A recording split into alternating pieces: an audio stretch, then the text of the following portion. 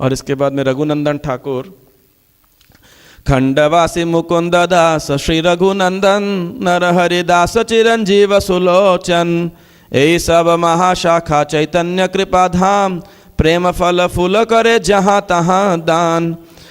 तो श्री खंडवासी मुकुंद और उनके पुत्र श्री रघुनंदन उस वृक्ष की 39वीं शाखा थे। 39 मतलब हो गया 39 ब्रांच बोला है मुकुंद सरकार और रघुनंदन ठाकुर। तो श्रीखंड के वासी हैं ये। हम में से कई भक्त गए हैं श्रीखंड। कितने भक्त गए आपने श्रीखंड दर्शन किया है? बस।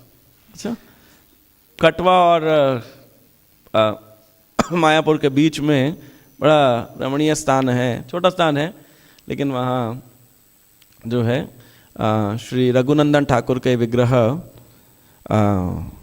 वो जो गोपाल है ना, तो ऐसा एग्जैक्ट वही है या उनके प्रति बड़े प्रतिभू हैं जो भी हैं, लेकिन वो श्रीखंड नामक स्थान है।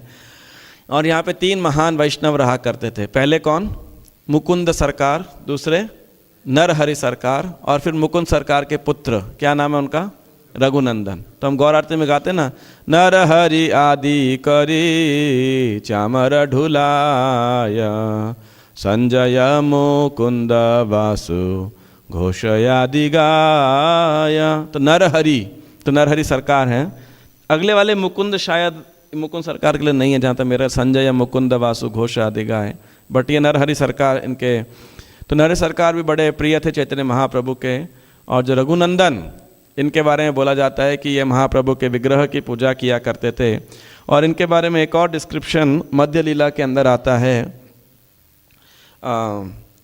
आपने वो लीला में रिपीट नहीं कर रहा हूँ कि किस प्रकार वो भगवान को भोग लगा रहे थे जब छोटे बच्चे थे, और वो लड्डू खा लिया भगवान ने स्वयं।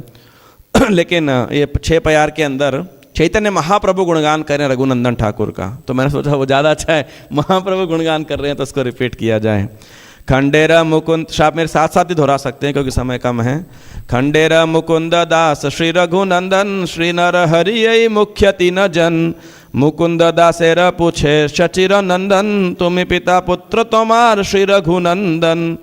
तो महाप्रभु 15वें अध्याय के अंदर सब भक्तों से प्रसाद स्वीकार कर रहे हैं, और ये भक्त लोग बंगाल के भक्त थे, तो उनसे सब मिल रहे हैं महाप्रभु। जहाँ तक मेरा ख्याल है विदा कर रहे हैं, उनको फेयरवेल कर रहे हैं। तो अभी वासुदेव दत्त और अन्य भक्तों से मिलते हैं। तो अब वो श्रीखंड के 3 भक्तों से जो है, उनके लीडर से, मुकुंदास, रघुनंदन और नरहरि की ओर ध्यान देते हैं। और क्या कहते हैं?